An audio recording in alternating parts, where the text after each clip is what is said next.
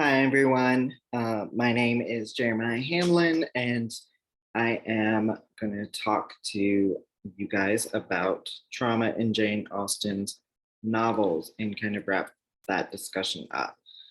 So, before we get too deep into new information, just a brief recap of where I was at midterm point. So here are some questions I was trying to consider at that time, particularly should we even consider Jane Austen a trauma writer in the first place? For me, that was kind of the basic question, but then they developed over the course of the semester and really became how does trauma even appear in her work in the first place?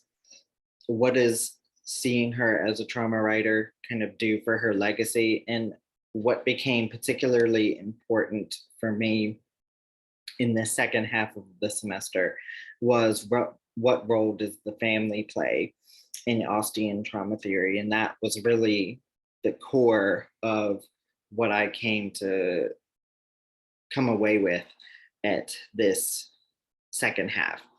That final point of issues of suicide, for me, that seemed like that was going to go somewhere.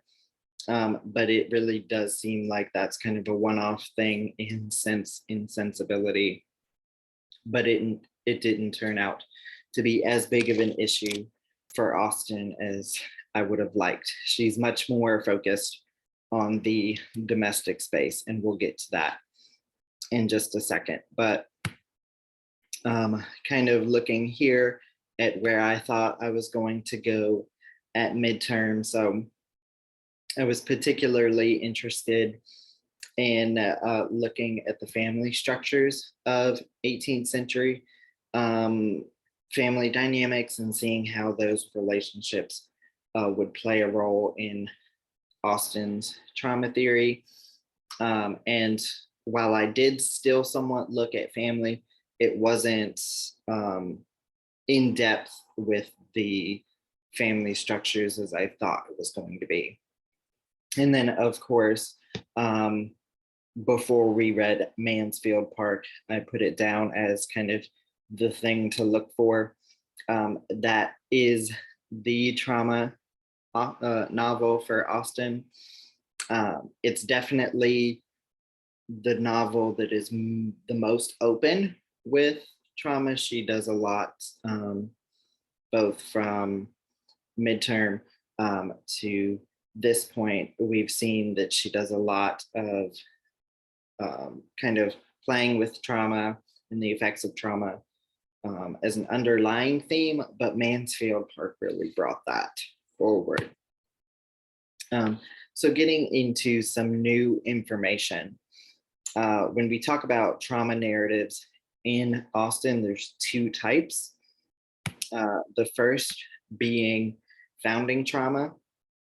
And without getting too deep into the woods of trauma theory, founding trauma is basically this idea from Dominic LaCarpa that there are certain traumas, such as loss of parents at a young age, that create a loss that's so deep within a person that that loss becomes fundamental to their identity.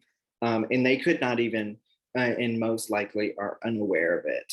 And then they're unable to heal from that particular trauma. And so, again, without getting too deep into the woods here, there's two types of schools of thought on trauma. There's scholars that say that any and all trauma, so whether it's parental death or a sexual assault kind of rape situation, those types of traumas, any and all trauma can be healed over time. And then there's the camp of people like Dominic LaCarpa that say there's kind of a hierarchy of trauma. And so at kind of the root of certain issues is this idea of founding trauma, that it's the root of a lot of identity kind of issues. And so you see here that comes up a lot. And Emma, and I'm amazed at Austen's ability to voice these kind of ideas of founding trauma and showcase how the loss of Emma's mother and Mrs. Weston kind of coming in as a secondary mother figure, and yet again leaving after marriage, and this repeated trauma that happens of coming in and out of Emma's life is almost like a symbolic death reoccurring over and over with the mother figure. Um, Austen does a good job with not having the exact terminology that we do as far as founding trauma and being able to articulate it in those terms, but still getting across those same ideas. The second type of trauma that Austen deals with, and these two are very interconnected and they play off of each other. The second type is what I call the domestic trauma. And here Austen highlights women's lives and really brings attention to the trauma of the marriage plot and honestly the unavoidability of that for women of the time. In the Norton Critical Edition of Northanger Abbey, Susan Freeman writes that, putting it in context of Northanger Abbey, it finds dangers for girls not in spooky ruins, but in the fashionable resorts, slow-moving carriages, and comfortable middle-class homes. And it finds abuse of authority not in exotic, disorderly places, but in the very desire to impose order. I think this perfectly sums up Austen's idea of what trauma looks like for women, and the trauma of the domestic space. It's not found in these imagined kind of spooky places. It's right there at the core of the home. It's right there in the family. And it applies to Northanger Abbey, but I think we can also see it at work in all of Austen's novels. So the family role in Austen trauma is at its core the death of parents, particularly mothers. And in the Trauma of Gender, History of the 18th Century novel, Helen Moglin points out that for the domestic novel, the mother, there's a need for the mother to be absent. So in other words, the mother has to either die, or in Northanger Abbey, in the case of Catherine, she has to be sent away. Same with Fanny in Mansfield Park, is the mother has to be absent. The daughter has to be away from the family in order for her to fill in the space of domestic caretaker, family, mother kind of figure.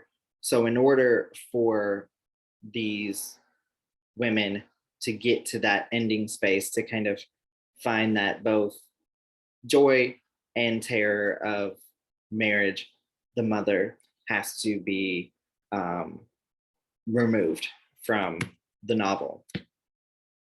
And so some thoughts on where I could go if I were to take this further is, of course, look more into specific family structure of the time and really dig into that side of things. But I think it would also be interesting for Austen trauma scholars to look at the role of adaptation, particularly with Lizzie Bennet Diaries, and bring attention to even the lack of adaptation that brings attention to the domestic horror of Austen. We do get that adaptation of Mansfield Park and of Northanger Abbey that somewhat plays up that, but it would be great to kind of see what a real attention to domestic horror in Austen looks like in the future. And then, of course, here is the works cited that I worked with.